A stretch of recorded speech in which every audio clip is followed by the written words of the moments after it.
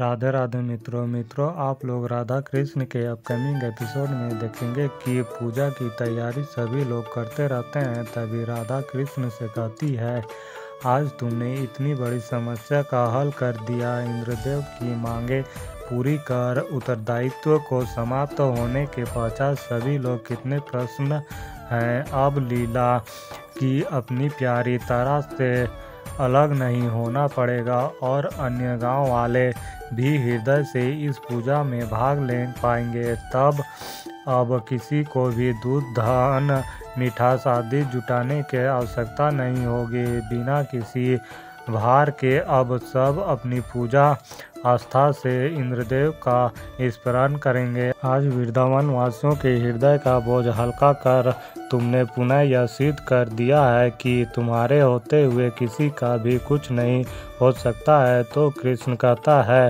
वृंदावन मेरा घर है राधा, और सभी वृंदावन वासी मेरा परिवार है। अपने परिवार के लिए कुछ भी करना, उनका सहायता करना हर एक व्यक्ति का तो कर्तव्य है। ये तो कुछ भी नहीं, मैं वृंदावन के लिए कुछ भी बोझ उठा सकता हूँ। तभी राधा के बाबा आता है और कहता है, पुरोहित जी ने कहा है कि यज्ञ का मुहूर्त एक बार पश्चात है। तुम ऐसा करो, घर जाकर सामान बांध लो। यज्ञ के पश्चात ही हम यहाँ से प्रस्थान करेंगे वर्षना के लिए। फिर राधा के बाबा वहाँ से चले जाता है तो राधा कृष्ण से कहता है, सुन लिया ना, अब तुम्हारे पास केवल एक पार है, या तो तुम मुझे यहाँ रोक लो, अन्यथा हमें यहाँ अध्याय ही समाप्त करनी होगी और द्वारिका लौटना होगा। अब निर्णय तुम्हारा है, बस जो भी करना है शीघ्र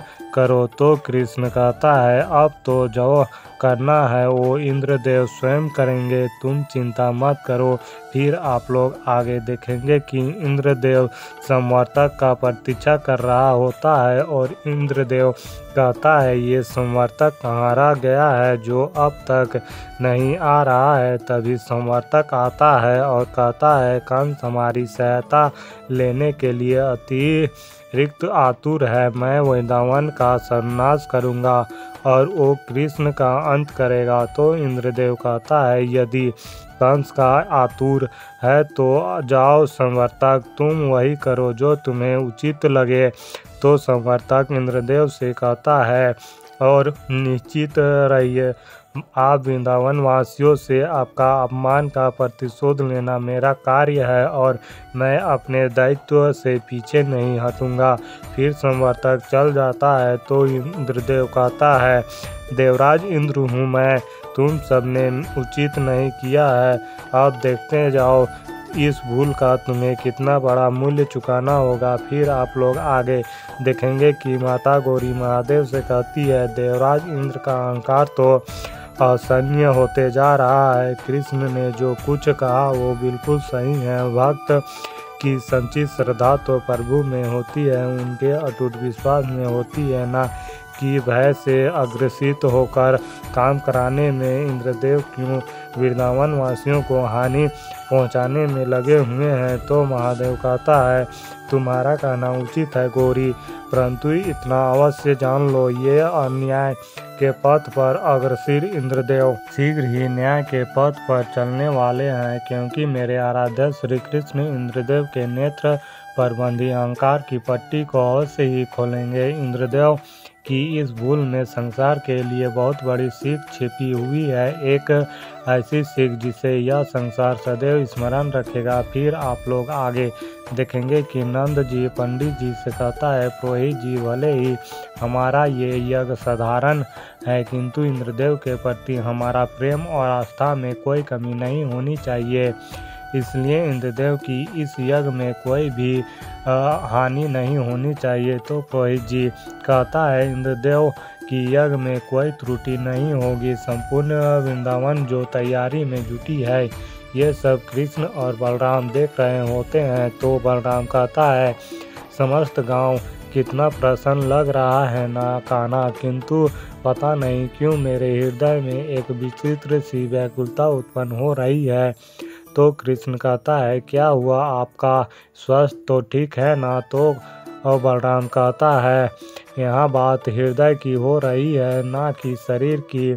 मुझे ऐसा आभास हो रहा है जैसे कुछ तो बहुत अनुचित होने वाला है। तो कृष्ण कहता है, आप ना कुछ भी सोचते हैं, कितना अच्छा यहाँ आनंद का क्षण है, इसका आनंद उठाना चाहिए। ये सब कुछ मत सोचिए, यहाँ देखिए हमारी संख्या कितनी खुश हैं और कितना सुंदर रंगोली बना रही हैं, और अब तक हमने प्रशंसा भी नहीं किया है। फिर बलराम को पकड़कर सखियों के पास ले कर आता है और सखियों का प्रशंसा करने लगता है। फिर आप लोग आगे देखेंगे कि वज्रवाहन कृतिका से कहती है, समय का चक्र कितना शीघ्र घूमता है ना कृतिका, मानो कल ही का तो बात है जब हम वृंदावन आए थे, अपना संदूक खोला था और वृंदावन की सुंदरता को निखार रहे थे और आनंद ले रहे थे, और आज वही संदूक बंद कर